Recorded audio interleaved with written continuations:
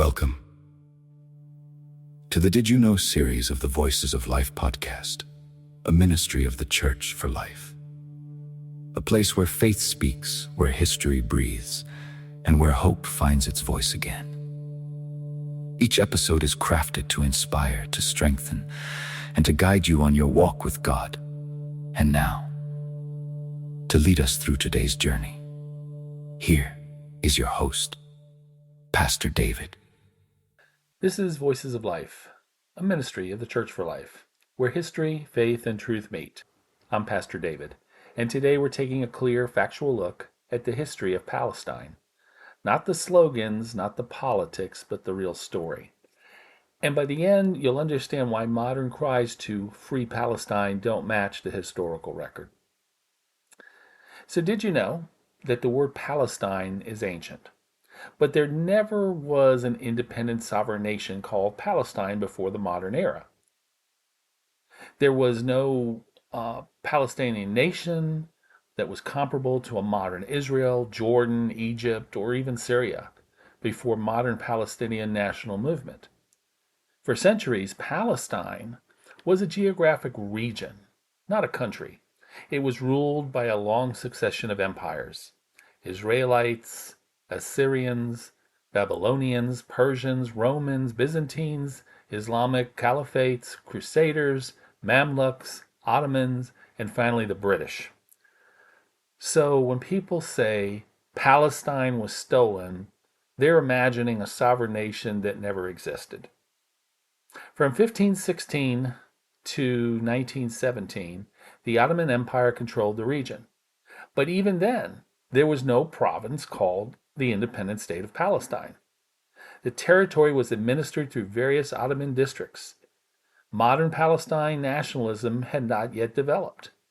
People identified by religion, village, clan, region, or Ottoman identity, not by a national Palestine state. So there was the British mandate that created Palestine as an administrative entity. So after World War I, Britain took control, and the League of Nations formally created the British Mandate for Palestine in 1922.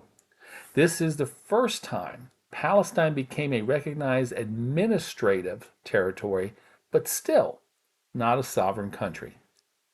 Palestine absolutely existed as a recognized territorial and administrative entity. It was not an independent country. That is very far cry from being a state or a country. For the most part, it was the name of a region, but there was no land attached to it. There was no government attached to it. That's not what it was. The mandate included both sides of the Jordan River until Britain separated the eastern portion into the Transjordan, which became the modern Jordan today. This matters greatly for today's slogans. Many activists today show maps of historic Palestine that included all the land from the Mediterranean to the Jordan River and beyond. So if someone uses the pre-1922 geographic boundaries, modern Jordan occupies a huge portion of that historical territory. So if historic Palestine is the basis of a claim, then Jordan, not Israel, occupies most of it. Now the question is, would Jordan give that land up? Very doubtful. They've had decades to consider it, and each time it's been rejected. So this is why the slogan Free Palestine is historically incoherent. There is no sovereign Palestinian land waiting to be freed. In 1947, the UN proposed two states, a Jewish state and an Arab Palestine state. But unfortunately, the proposed Arab Palestine state did not materialize. Why? Well, instead, Jordan took the West Bank, Egypt took Gaza, and Israel became its own sovereign state. There's still no Palestine country. Israel captured the West Bank, Gaza, and East Jerusalem in 1967. These territories became the center of the modern conflict. But even then, Palestinians did not have a sovereign state. They had no claim on those lands. They lived under Jordanian, Egyptian, or Israeli administration. Palestinians are located in already occupied countries, and they have been trying to annex areas that belong to other governments. So let's go back to the PLO and the modern state of Palestine. The PLO, Palestinian Liberation Organization, declared the state of Palestine in 1988, but it did not gain full sovereignty or control of any kind of land or territory. It was just a statement. The state of Palestine exists as a partially recognized state, but it does not exercise any control over contiguous territory. Again, it is something that was just declared in name only, and honestly, the UN did some partial recognition just to basically appease them. But there is still no territory, no land. So today, Palestinians live in Jordan, they live in Israel, they live in Gaza, they live in West Bank, they live in Lebanon, Syria, and other states. But there is no sovereign Palestinian land to free. There are territories administered by existing governments where Palestine political movements seek sovereignty, often through annexation claims. But these governments have rejected that, and they're not giving up any portions of their land. So let's talk about the modern slogan versus historic reality.